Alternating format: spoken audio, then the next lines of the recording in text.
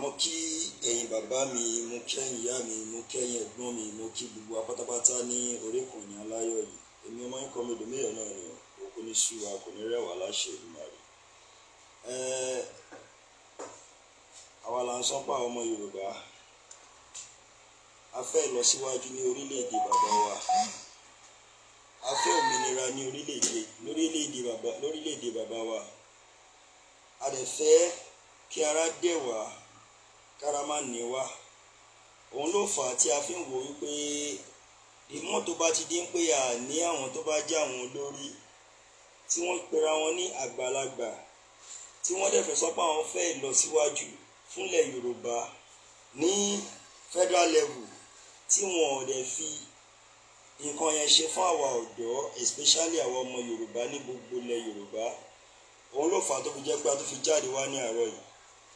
Àkọ́kọ́, wíwá tí mo wá láàárọ̀ yìí nítorí bàbá wa Professor Yẹmí Ọ̀ṣínbàjò. Wọ́n ní pé orúkọ la máa ń pe ọba aládé, nítorí pé ní Nàìjíríà àwọn ìjọba wọ́n ju àwọn kábíyèsí wa lọ. Even bí tíjọba bá dé, kábíyèsí máa dúró ni. Níbi táwọn kábíyèsí wa tí wọ́n ti sọ ara wọn dẹni yẹpẹrẹ lé àwọn tó bá ti jẹ́ ìjọba tí wọ́n ti sọ wọ́n lé lọ́wọ́ nìyẹn. Ṣùgbọ́n kí tó bẹ̀rẹ̀, ẹ jẹ́ kí n kọ́kọ́ kọrin Yorùbá National Anthem, tí èmi dẹ̀ gbàgbọ́ pé ìlọsíwájú la máa rí.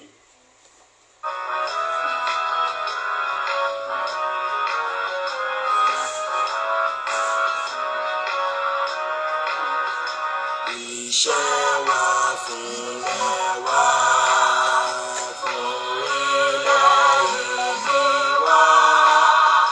Ká gbéga, ká gbéga, ká gbéga fáyé rí.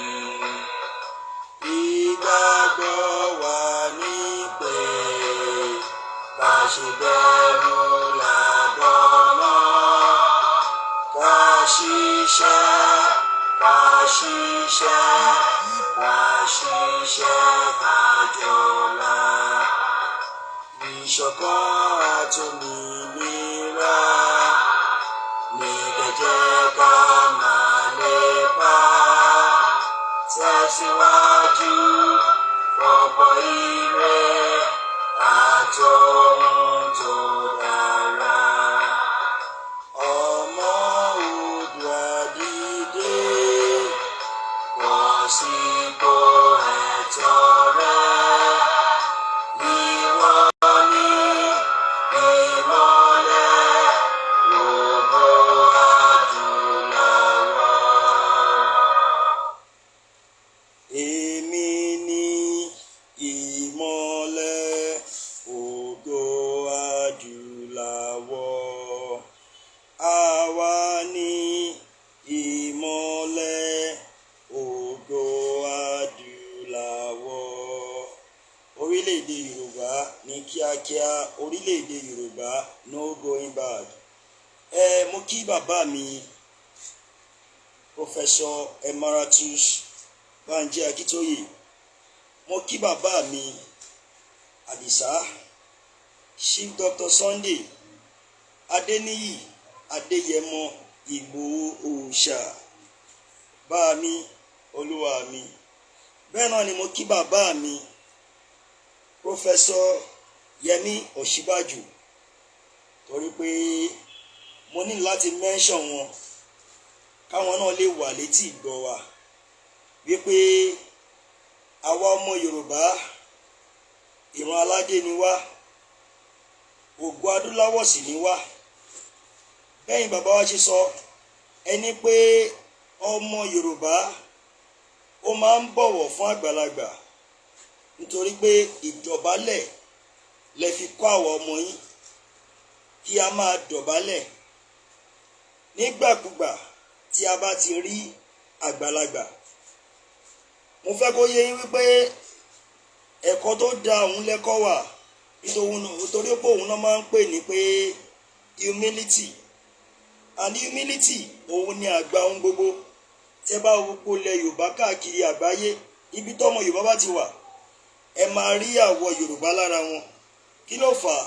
Nítorí pé ẹ kọ́ wa ní jàǹdùkú, ẹ kọ́ wa ká máa disrespect bàbá wa, ẹ kọ́ wa ń bẹ́ ká máa ṣe yádàdà pẹ̀lú àwọn tó bá jẹ́ àwọn àgbàlagbà wa. Ṣùgbọ́n ẹ̀yin bàbá wa, ẹ̀yin lẹ ń tì wá sí tìkùtì, ẹ̀yin lẹ ń kọ́ wa nìkan tí ò dáa, ẹ̀yin lẹ ń kọ́ wa wípé àgbọ̀n, wípé ẹ fẹ́ kí a pọ́n kí a dẹ̀ máa ṣiṣẹ́kúṣe. Ìdí tí mo fi wálé ní ìní pé ọ̀rọ̀ tí bàbá wa sọ, ọ̀rọ̀ bàbá wa Professor Yẹmí Ọ̀ṣínbàjò, òun ló gbé mi wá sí orí ìkànnì lénìí, torí wípé tí ẹ bá fẹ́ bá irú àwọn èèyàn tí mo dárúkọ yẹn, tí ẹ bá fẹ́ bá wọn sọ̀rọ̀, ẹ gbúdọ̀ fi kún, ẹ dẹ̀ gbúdọ̀ yọ kúrò. Nǹkan tí wọ́n ṣe gẹ́gẹ́ òun ni kẹ́ sọ fún wọn, kẹ́ ẹ dẹ̀ wá sọ ìdí tí wọ́n fi ṣe pé kò dáa àbó dáa. Òun ló fi jẹ́ pé mo mention bàbá mi Professor Yẹmí Ọ̀ṣínbàjò nínú live broadcast tí mo ṣe yìí, nítorí pé ó dàbẹ̀ wípé àwọn ni wọ́n fẹ́ tà wá sóko ẹrú, àwọn ni wọ́n fẹ́ jẹ́ kí àwọn ọmọ Yorùbá ká sọra wa di beast, àwọn ni wọ́n fẹ́ sọ wá di apàyàn, àwọn ni wọ́n fẹ́ sọ wá di ipe, torí pé gbogbo àwọn ọmọ wọn ò sí ní Nàìjíríà. Wọ́n ti kọ́ àwọn ọmọ wọn ní ìwé tó yanrantí, tó yàn tó yè koro. Àwa tí a wá jẹ́ ọ̀dọ́ tá à ń bọ̀, wọ́n jẹ́ kó máa yé wa wípé àgbọ̀n, wọ́n dẹ̀ jẹ́ kó máa yé wa pé nǹkan tó bá ti wù wá ká ṣe láti lè fi survive. I don't care. Bàbá wa sọ ọkàn ní àná tó dẹ̀ yẹn pé ó shake social media. Wọ́n ní why state of origin should be replaced with certificate of residence. Bàbá Professor Banji Akíntóyè, ẹ má bínú, bàbá wa Professor Yẹmí Ọ̀ṣínbàjò, wọ́n ní pé why state of origin should be replaced with certificate of residence. That word is a very strong word in Nigeria. Why the state of origin should be replaced with certificate of residence. Definitely, there is fire on the mountain, sir. Bàbá mi, Professor Yẹmí Ọ̀ṣínbàjò, with respect, my name remains Oyègúnlé Olúwamáyọ̀wá. Everybody must call me the mayor. But anything that will take Yoruba down, that will bring Yoruba down as a country the way they are in the past, will speak. Because in United Nations chapter, it says all indigenous citizens have right for their self-determination. In Nigeria constitution, wọ́n sọ wípé all citizens has right for freedom of speech, but assault, lying, or defamation of character should not be allowed. In anything I will say on Professor Yẹmí Ọ̀ṣínbàjò today, I will never use any defamation of character, because I know what it takes in the court of law. Sir, I will quote your definition. Ẹ má bínú due to the background tó wà níbí báyìí. Ṣé mọ̀ pé àtàpátá dìde la wá? Àtàpátá dìde ni wá. Kò síná, kò sómi, wọ́n á kàwé. A ní BSc wa in engineering, but it's useless due to the system tí ẹ̀yin bàbá wa, ẹ̀yin tẹ́ bá pé ẹ̀yin tẹ́ jẹ́ vice president Professor Yẹmí Ọ̀ṣínbàjò, ẹ lè render our ọ̀dọ́, lè render our useless, because I will say it to her, if Adimbi there is multi-job employment in every places in Nigeria, ní wá useless báyìí. Ẹ̀yin lẹ sọ wá di social media ọ̀sán gangan, nítorí pé ibẹ̀ la believe pé a ti lè sọ ohun wa kí gbogbo àgbáyé gbọ́. Now I want to quote your definition. Tẹ́ pé ní core value. when we talked about value, definition yìí tí ẹ sọ nígbà tẹ́ ẹ ń bá òyìn sọ̀rọ̀, I will quote that definition. I will quote my own definition of value, and I will quote dictionary value. Definition, I will say it. I will say it. You said something that the definition of values are ethical principle by which individual and community lives, works, and interacts. Principle and interact. Point of dot. Principle is a slip of tongue. Let me repeat your definition, sir. Mr. Professor President Yemi Osinbajo. You said something about core value in our society in Nigeria. Let me define it for you again.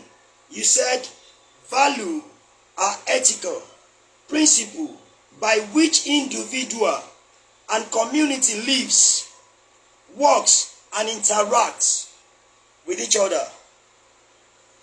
Let me say, the definition which the dictionary gave me concerning value. Value is principle or standard of behaviors, one's judgment of what is important in life. I will now say my own definition of value, sir. My own definition simply means when you are somebody that you stand with your principle, with your value.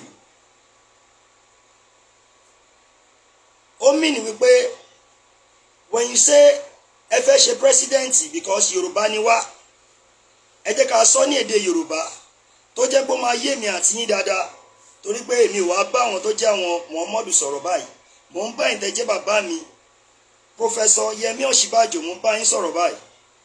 Ní wípé tí ẹ bá sọ pé ẹ jẹ́ ni tó wà valuable, kí ni achievement yín nílẹ̀ Yorùbá tó jẹ́ wípé gbogbo àwọn ọmọ Yorùbá ló ti di yahoo? Is that part of value that ẹ fi ń ṣe vice president nílẹ̀ Yorùbá ní gbogbo Nàìjíríà? Gbogbo obìnrin wọ́n ti di olóṣó due to unemployment. Is that part of value tí ẹ jẹ́ sà tẹ́lẹ̀ fi jẹ́ vice president nílẹ̀ Yorùbá ní gbogbo Nàìjíríà? Gbogbo àwọn tó jẹ́ àwàtà kàwé tí a ní masters, tí a ní BSc, tí a ní a lot of certificate láti lè jẹ́ pé a fi lè acquire job. Ṣé part of value tí ẹ jẹ́ nìyẹn? Bàbá mi sà, lọ́dọ̀ yín ní Kẹ́nẹ́ sà, torí pé mo mọ̀ pé ọmọ Kẹ́nẹ́ lẹ jẹ́.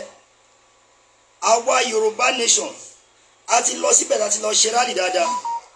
A dẹ̀ rí gbogbo nǹkan tó ń ṣẹlẹ̀ ń bẹ̀, bí ọ̀nà ò ṣe dá, bí ilé ò ṣe dá, bí ò ṣe sí development ní Ìkẹ́nẹ́, ní Ògèrè, ní gbogbo Ògùn state as a whole. Ṣé core value tí ẹni pé ní nìyẹn sà? Tẹ̀lẹ̀ jẹ́ pé ẹ jẹ́ vice president ní gbogbo Nàìjíríà sà, tẹ̀tú wá jẹ́ ọmọ Yorùbá. Ẹ má bínú pé èmi ò lè máa define value tọ̀dọ̀ tèmi gẹ́gẹ́ bí olóyìnbó, nítorí pé ọmọ Yorùbá ni wá. Is our identity. Yorùbá is our identity, and I will never say pé bí a kún fẹ́ lọ jẹ́ ọmọ ìlú kan. Now, nínú nǹkan tí ẹ sọ bí báyìí, state of origin ó jáde. Ẹlẹ́ẹ̀kejì, certificate of residence ó jáde. Definitely a máa pa nǹkan tó bá ti ń pè ní state of origin, a máa parẹ́. It will not be in existence. It will not be functioning anymore. Definitely pé àní mọ̀ nǹkan tó àti ẹni mọ̀ bí tá ti jáde wá, tó bá mì ní pé torí pé a ti kúrò, for example bóyá mo jẹ́ ọmọ Ògùn state tó jẹ́ mo jẹ́ ọmọ Abẹ́òkúta, tí bá ti ń gbé ní Èkó, ibi tí bá ti ń gbé yẹn sìn, ibẹ̀ ló ti máa fún mi ní certificate of origin. Definitely automatically ibi tí mò ń gbé nìyẹn. Certificate of residence, I mean ibi tí mò ń gbé yẹn, ibẹ̀ nílé mi. We say something that ẹ mú nǹkan tí wọ́n ń pè ní water bill tẹ́ fẹ́ pass nígbà kan sà tó jẹ́ bí wọ́n pé ẹ fẹ́ lò láti lè fi káàvù anybody pẹ̀lú resources wọn pẹ̀lú anything tí wọ́n bá ní bóyá ẹni tó lómi ni bóyá ẹni tó nílẹ̀ ni tí gbogbo wa competition ní pé nǹkan bẹ́ẹ̀ yẹn ò lè ṣẹlẹ̀ nítorí wípé tẹnitẹni tàkísà ń tàtàn odò tó bá dẹ̀ gbàgbé orísun ẹ̀ gbígbẹ ló máa gbẹ bí mọ̀tẹ́ bá wá sọ fún wa wípé kí wọ́n cancel state of origin kó wá replace ẹ̀ pẹ̀lú certificate of residence ẹ̀ ń jẹ́ kó máa yé wa wípé ká gbàgbé nǹkan tó bá ti ń pè ní bí abí tí a ti ṣẹ̀ wá kó dá bàbá mi kó dá sa tí ẹ bá ń sọ yẹn fún wa dájúdájú ẹ̀ ń jẹ́ kó máa yé wa wípé kò sí ìdókòó yín mọ́ nípa bóyá tí ẹ̀ ń jẹ́ Yorùbá definitely pera yẹn ní jẹ́ orúkọ tẹ́ ń pè ní pé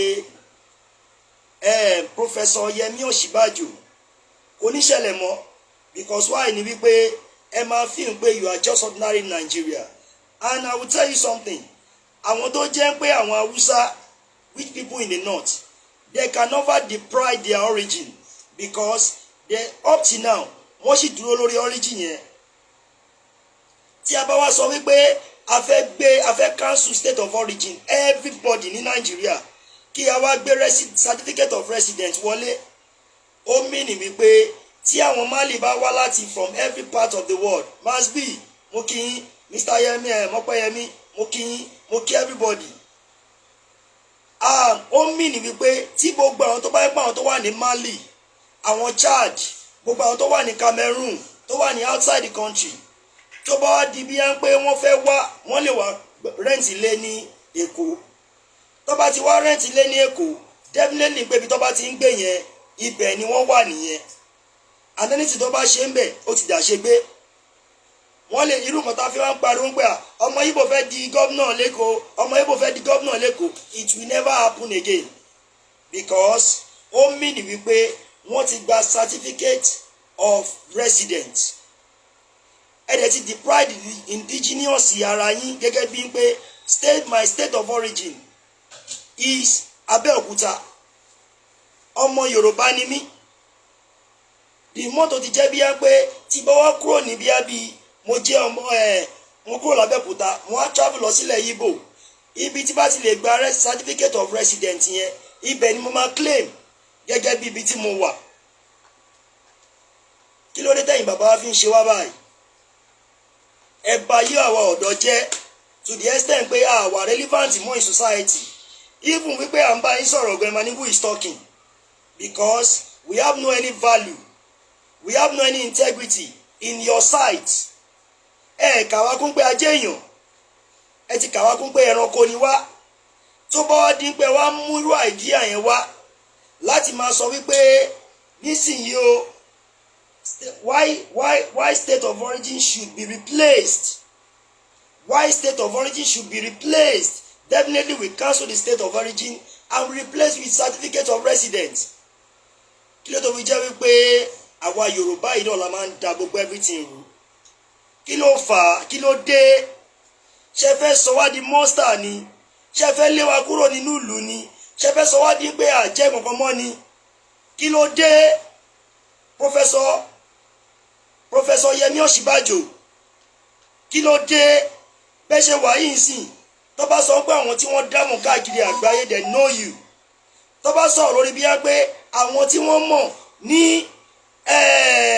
ní gbogbo Nàìjíríà they know you tó bá tún wá sọ̀rọ̀ nípa àwọn ọmọ tí ẹ bí láti inú yín kò sí tó ń gbé nínú Nàìjíríà bí kò sí tó ń gbé ní Ìkẹ́nnẹ́ kò sí tó ń gbé lógèrè kò sí tó ń gbé níbi tẹ́ ti jáde kí láǹfààní ẹ fi wá pera yín ní pé leader Yorùbá you are a professor ẹ lọ sí primary school láti nínú ilẹ̀ Yorùbá ẹ lọ sí secondary school nínú ilẹ̀ Yorùbá ẹ lọ sí university nínú ilẹ̀ Yorùbá kó tó wá dípò Ọlọ́run wá ṣe wá travel out lọ sí abroad ìbàdàn wá ṣe bó professor tẹ wá jẹ́ tán ìṣèkẹ́ wá ṣe àǹfààní yẹn fúnlẹ̀ Yorùbá ó wá dípò ilé wa sọ pé ẹ fẹ́ palẹ̀ Yorùbá run because that is indirectly what you are saying if you say they should replace state of origin as certificate of residence simply means you want to kill every region in their country ó máa pay Yorùbá àbí ó máa pay àwọn Fúlàní but you never pay with the Yorubas because normally it is our the beast and you are pushing us to the wall. Ó dàbí ẹni pé àwọn ọmọ Yorùbá wọ́n á bẹ̀rẹ̀ sí máa pa àwọn tó bá jẹ́ àwọn àgbàlagbà nílẹ̀ Yorùbá tó bá dà pé wọ́n ń threaten wa tó bá dẹ̀ nípa ti bẹ̀rẹ̀ sí ń ṣe yẹn ẹ̀yin náà lè máa wá sọ pé those guys they are terrorists, they are the ones tormenting us. We are doing our agitation peacefully. Kò sí nínú rẹ́kọ̀dì pé Chief Sunday Adéyẹmọ wọ́n pa anybody nígbà tí à ń ṣe ní rally. Kò sí nínú rẹ́kọ̀dì pé Professor Banji Akintoye wípé wọ́n pa anybody nígbà tá à ń ṣe peaceful rally. But you, the federal government, are the one pushing us to the wall. Ẹ wo nǹkan tẹ́ sọ àwọn Biafra dì. You have turned them to beasts. You that turned them to beasts, you, this same person, you are still the one that tagged them as terrorists. Due to that, you are pushing them to the wall. We, the same Yoruba nation, you still want to push us to the wall. Ẹ gbé water bill wá, ẹ rí pé gbogbo àwa condemn ẹ tún wá fẹ́ lo ọ̀nà míì láti máa sọ wípé we should replace our state of origin as certificate of residence. Ó dàbí ẹni tó kọ́lé tẹ wá níbi amẹ́kọ́ wá di ẹni mẹ́rẹ́ǹtì nínú ilé tó fowó ààrẹ ẹ̀kọ́ kó ta ilé yẹn tó bá ti wá ta ilé yẹn tán á wá sọnù lé á wá dípò òun náà máa yálé lò á máa yálé gbé. It's impossible. We the youth of Yoruba land say we don't want that because why ni pé is a way of turning us to slave because anybody that don't has his own identity is a slave in another man's land. Definitely in Nigeria, you want to turn us to a slave. Why? Kí ló dé Baba wa Yemi Osinbajo? You are never successful in just achieving light in all your administration in 8 years. You have never successful in achieving good road in 8 years in your administration. You have never successful in achieving free education in all tertiary institution in your 8 years. Is it by we merging everybody together is the solution in Nigeria? Is it by we turning ourselves to a monster in a country called Nigeria? That is when you will know that these people are ready to live. When we fight, I'ma padà jókòó sórí table pé we want to go. When we don't fight, I'ma padà jókòó sórí table that we don't want to go. We want to go. Is it when you now turn us to monster? The youth of Yoruba land, is it then we will know that you are a true leader? Ó sì kù like there be 2 months or 3 months kẹ́ kúrò. Ẹ wá fẹ́ bà gbogbo ẹ̀jẹ̀ fẹ́ fọ́ gbogbo ẹ̀ lójú. Wọ́n ní pé òótọ́ korò. But it's good for we to say the truth to ourselves. Professor Yemi Osinbajo, you are not doing anything enough in a country. Tẹ́ pé ní pé, and you yourself know, wípé Yoruba is a country on its own. But there is no way ẹ lè da irú pọ̀ mọ́ ṣàpà. They will definitely explode. Ó dàbí ẹni pé kí a jọ gbégbéyàwó tí a bá gbégbéyàwó tó jẹ́ bí ẹni pé ó ń fagídí múyàn tí ìyàwó àtọkọ ò bá divorce ara wọn wọ́n máa padà para wọn mọ́nu lẹ́nu. Something that can never work and you are trying to initiate it. Your administration has looked for all ways to merge Nigeria as one, but it can never work because why ni pé ọmọ Yorùbá lèmi. I speak in Yoruba language. I'm proud of Yoruba culture. I'm proud of Yoruba ethics. As a nation, I'm proud of Yoruba nation because Yoruba is a nation before the British colonize us, before the amalgamation comes in. But you can never forcefully and force the relationship together, which can never work. For example, báwo lẹ ṣe máa sọ wípé kí Hausa tó jẹ́ Fúlàní kó wá máa papọ̀ pẹ̀lú ọmọ Yorùbá tó jẹ́ pé àjọ ní àṣà àti ìṣe kan náà? Báwo lẹ ṣe fẹ́ kí Igbo àti Yorùbá jọ méjì papọ̀ tí wọn ò jọ ní àṣà àti ìṣe kan náà? Ṣó wọ́ọ̀kì ni? Báwo lẹ̀yin jẹ́ pera yín ní olórí Yorùbá tẹ́ ṣe ń ṣe báyìí fún ọmọ Yorùbá? It's unfair. àwọn ọmọ tí wá ń sìn wọn ò ní future tá à ń try láti máa find all ways láti lè jẹ́ káwọn náà wá okay as a human being. You got your own future. Your children is okay in every places they are, in every part of the world, which I'm sure kò sọmọ Professor Yemi Osinbajo tó wà ní Nàìjíríà yìí.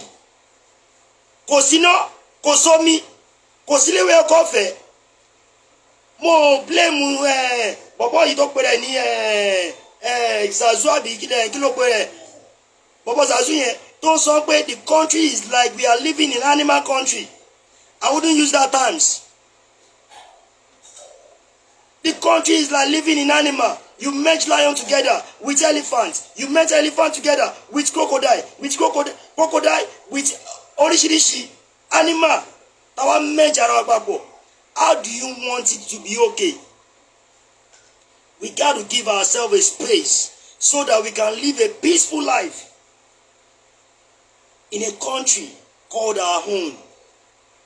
Yoruba nation is the only solution that can solve the problem of this country. There is no way, no doubt about it. Kò yẹ kẹ́ máa ṣe báyìí fún wa, ẹ̀yin bàbá wa, ẹ̀yin kábíyèsí wa, nítorí pé rí pé àlágbára tá bá bọ́ sí gbòòrò tá dàgbòòrò rú, ẹ̀yin náà lè máa sọ pé àwọn ọmọ jàǹgùdùkú ni wọ́n, àwọn ọmọ jìbìtì ni wọ́n, àwọn ọmọ ìkà ni wọ́n, wọn ò ní future ni, ṣẹ́yìn fún wa ní future yẹn. America ti gbogbo yín lọ, they don't make a speech in there. Is that the way they are treating their citizens? London ti gbogbo yín lọ, tí ẹ lọ make a speech in there. Is that the way they are treating their citizens? Australia tí ẹ lọ, they don't give a speech in there. Is that the way they are treating their citizens? Is this the way they are treating their citizens? Kí ló dé ẹ kọ́ máa tì nǹkan bọ̀ wá lára? Àwọn tí wọ́n dẹ̀ máa ń lò láti máa jẹ́ kó máa sọ̀rọ̀ iná lọ́mọ Yorùbá. Mo blame Nnamdi Kanu tó sọ pé àwọn Yorùbá iná lọ́ máa ń lò. That is why ní 1960 Ahmadu Bello said something. We will make Nigeria as an estate for our forefather Usman Dan Fodio. What is unable to achieve then, who will achieve it? Every people in the south, maybe they are intelligent, they are unique. We will draw them as the willing tools, and with them we can clamoring on every people. That is what is really happening now. They draw Babawa, Professor Yemi Osinbajo as the willing tools to be working against the Yorubas, which is not supposed to be. You have no any value to the society. You have no any value to the society of Yoruba people. You have no any value, I will say, because when I will say the function to one in no value. Tí bàbá wa Professor Yemi Osinbajo tí wọ́n sọ categories to one no value of people. I will say it, and I will say the definition he mentioned again.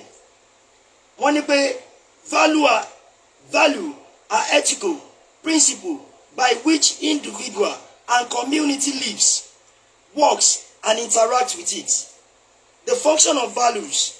We have honesty. Honesty is the main thing in life. In anything you are doing and you are not honest with it, definitely you don't know what you are doing.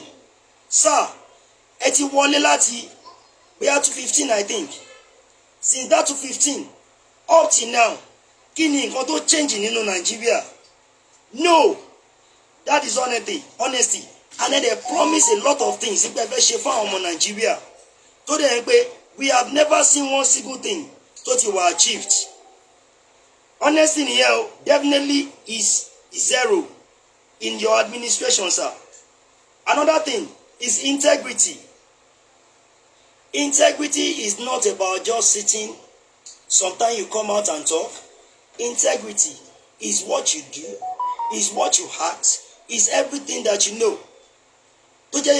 You are doing it to the society, and the society are seeing it that you are doing it.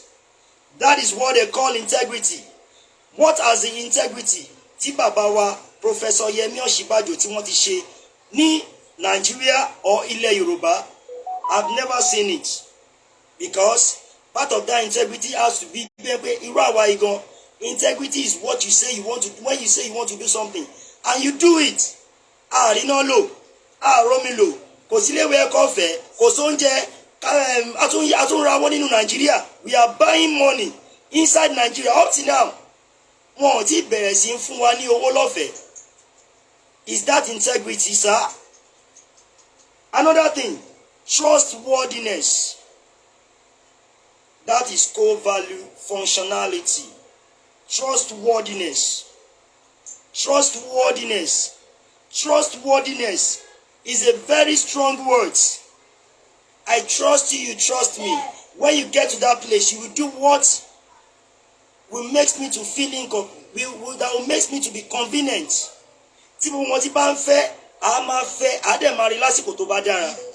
Bàbá mi sà, gbogbo nǹkan tẹ́ sọ nígbà ẹ máa ṣe láti 215 yẹn, ṣé nǹkan tí ẹ ṣe fún àwọn ọmọ Yorùbá nìyẹn nílẹ̀ Yorùbá? Ṣé nǹkan tí ẹ ṣe fún wa nìyẹn nílẹ̀ Yorùbá? Kò yẹ kó rí bẹ́ẹ̀. Ẹ má máa jẹ́ kí ẹ má máa jẹ́ kó dàbí pé ẹ má máa sọ wá di beast. We are a peace-loving people. You train us to be loyal. You train us to be a good person in society. But other people, bóyá ọmọ Fúlàní ni, bóyá ọmọ Igbo, wọn wà humility bí àwọn ọmọ Yorùbá ṣe rí. Kí ló dé? This don't supposed to be, sir. Perseverance. When we talk about perseverance, sir, I'm using your words to quote what you said, sir, because I know that gbogbo orúkọ báyìí àwọn tó bá já àwọn ọlọ́pàá ìyẹn ló máa ń tẹ́tí mọ́. I will say everything under law, which I will not use defamation of character. That you say this is not what you said. Every word you say is what I used to do this program. Mo ní yọ kúrò mo dẹ̀ ní fikún, like the promise I made, and which you too will be listening. Gẹ́gẹ́ bí bàbá wa, see the environment I am. You will know there is no light. A ṣe ń tan torchlight ká tó fi máa ríran to be doing what we are doing.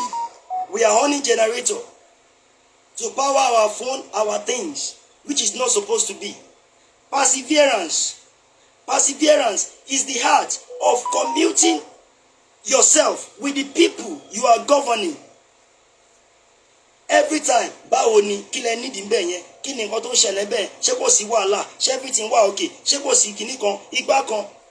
That is what they call perseverance. But I see no with it, sir. Ẹ sọ̀rọ̀ nípa hard working. Ẹ mọ ẹ̀yà Yorùbá wípé àwa Yorùbá a jẹ́ nìkan tó jẹ́ bíyá pé iṣẹ́ tẹ́ fi kọ́ wa ní pé ká máa ṣiṣẹ́ ọ̀gbìn. Nǹkan tó jẹ́ bíyá pé a ó fi máa rówó, tá ó fi máa ṣe nǹkan tó bá dára ní gbogbo ibikíbi tí a bá ti wà. Gbogbo nǹkan tí ẹ fún wa wípé kí a máa ṣe nǹkan ọ̀ní, nǹkan tí wọ́n fi gbé wa dàgbà nìyẹn. Gbogbo kíní ìsìn ibẹ̀ làwọn Fúlàní ń wọlé sí, tí wọ́n dẹ̀ ń pa àwọn olóko, tí wọ́n ń pa àwọn àgbẹ̀, tí wọ́n ṣìṣekúṣe pẹ̀lú wọn, ìmíì wọ́n á rẹ́pù wọn. Báwo lè ṣe fẹ́ káwọn ọmọ Yorùbá wà hard working tó yẹ pé láti lọ sínú oko gan àwa save mọ́, ọkàn wọn ò balẹ̀ mọ́, inú wa ò dùn mọ́. Ẹ dẹ̀ ní pé hard working. Kí gbogbo wọn tá à ń sọ yìí, kí ni nǹkan tẹ́ ti ṣe nínú core value tí ẹ sọ sà? Discipline. I said something before. Nǹkan tẹ́yìn bàbá wa fi kọ́ wa, òun ní pé ká wà discipline. Òun ló prompt any places tọmọ Yorùbá bá ti wà. A máa dọ̀bálẹ̀ fáwọn tó bá jáwọn àgbàlagbà wa. A ní rí wọn fín.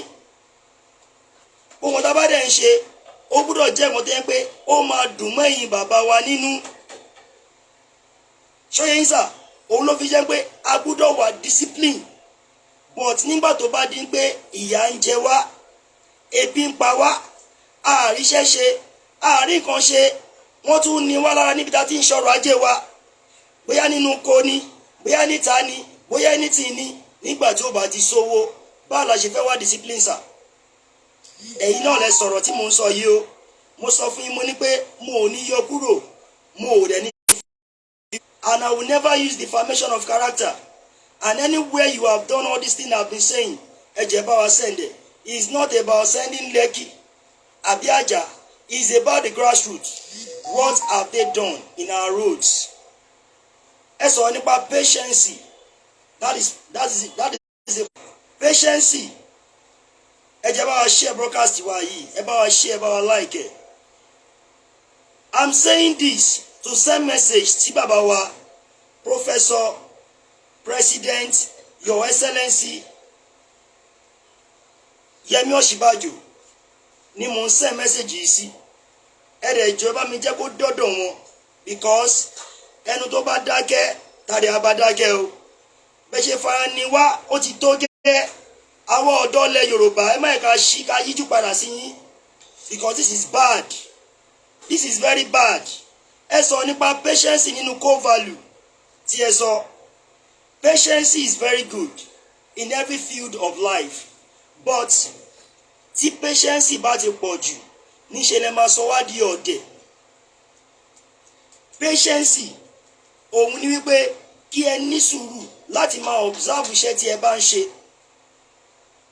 but kí ni àwọn àǹfààní tí a ti rí nínú àwọn patience tí a ti ń ṣe láti 1960 tí a ti gba independent up to now?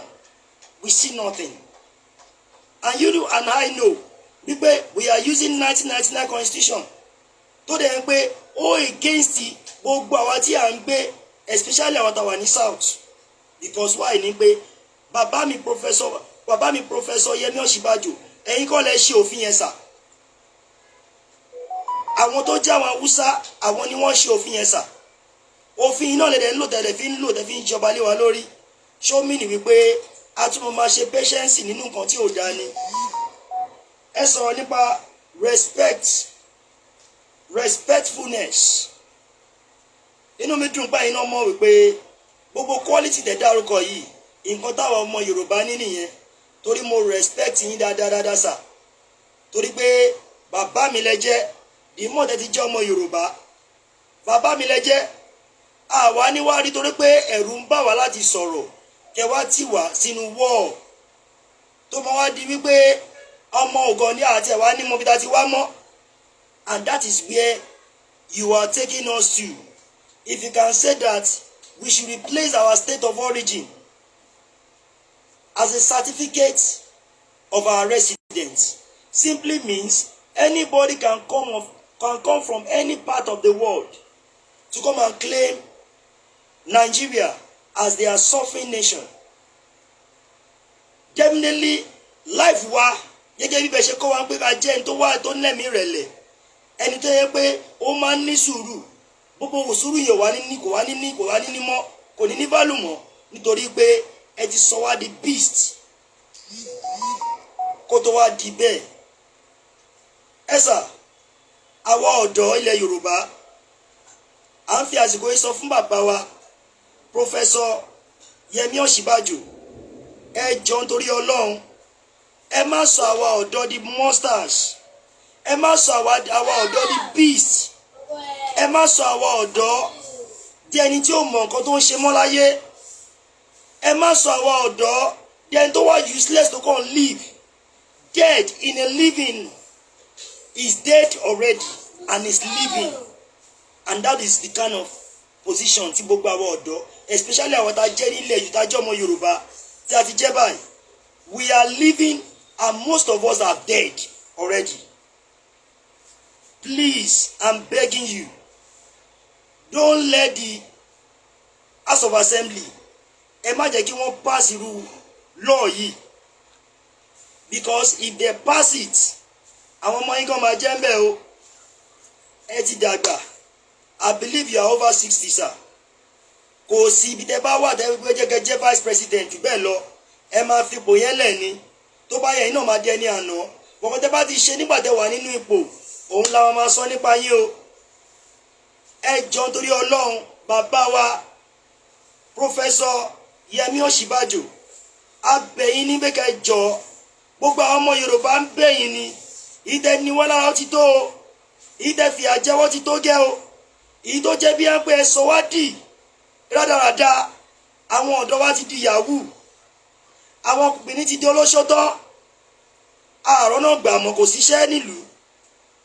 I check mo wo percentage unemployed youth tó wà ní Nigeria. We are over 70%. We are over 70% unemployment youth. A máa kàwé, a máa graduate tí a bá mọ̀rọ̀ ẹ̀ńdẹ́jọ́ òṣìbàjọba a lè ríṣẹ́. Tí a bá mọ àwọn tó jẹ́ pé àwọn tó lágbára ní gbogbo Nàìjíríà a lè ríṣẹ́ kí wá láǹfààní. And we want our children to not suffer the way we are suffering right now. We want our unborn children to not suffer the way we are suffering right now. Ẹ jọ̀ọ́ nítorí Ọlọ́run, it's better kí ẹ kọjọ́ ṣì wà tẹ́ máa fi parí tenure yín than kó wá di wípé ẹ máa wá fi nǹkan tí ò dálẹ̀. It's bad. It's bad. Ẹ jọ̀ọ́ nítorí Ọlọ́run, I'm saying this with humility, not disrespecting you, not tarnishing your image. I'm saying it with what you said. And I quote, we can never replace our state of origin for certificate of residence. It's impossible. It's impossible. Onílé ò ní padà wá di onílé ò ní padà wá di ayálégbé. It's impossible. That is what you are telling us. Àwa tá jẹ́ indigenous people of the land, kí a wá padà di residents. It's impossible. Ẹ jọ̀ọ́ mo fi àsìkò yín bẹ̀ yín ni.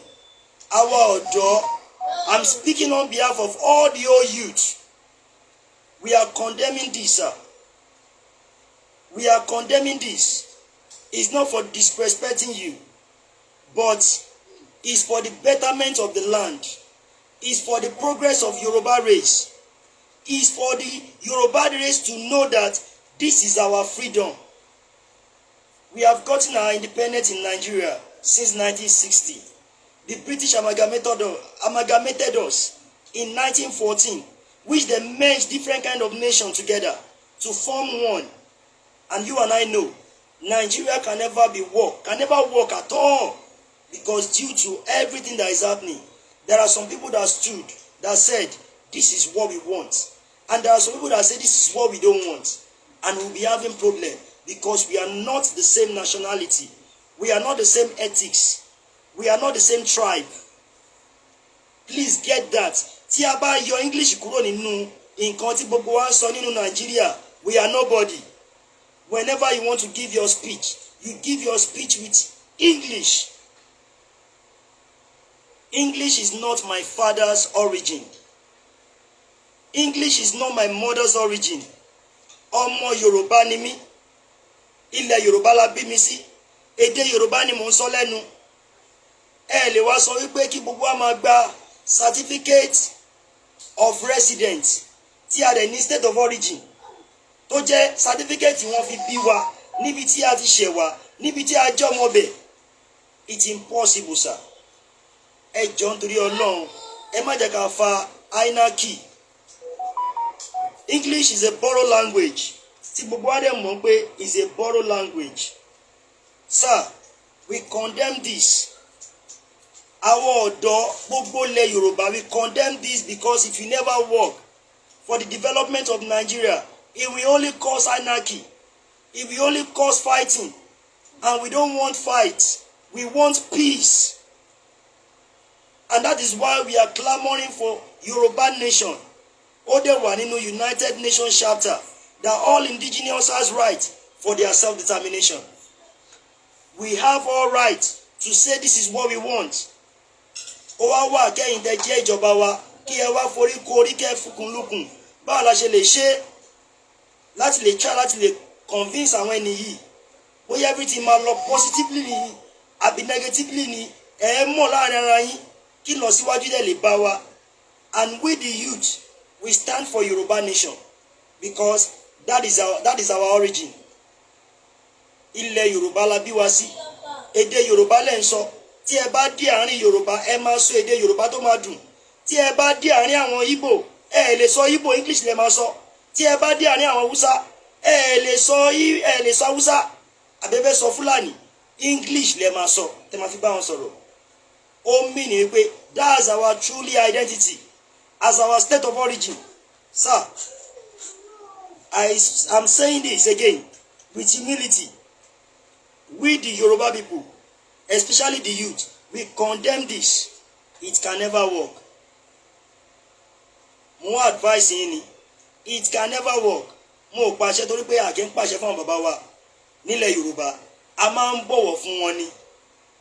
A máa ń bọ̀wọ̀ fún wọn ni. Like I said, I will never use defamation of character, but I will quote you with the word you said concerning that value. Sir, we need to work on that value and make that value perfect. That's the only way we know we are for peace in Yoruba land, and even in Nigeria. It is good kí a separate in a very easy way than to not separate in an anarchy, fight, backbiting, causing each other, destabilize everybody, killing each other. It will not be good in a court of law. Sir, ẹ jọ̀ọ́ nítorí Ọlọ́run, gbogbo ọ̀rọ̀ tí mo sọ yìí, ẹ jọ̀ọ́ bá wa take note. Kẹ̀dẹ̀ try láti adjust. Torí pé we the Yoruba youth, we are for peace. We are not for war. But it seems like our elderly people are pushing us to the war.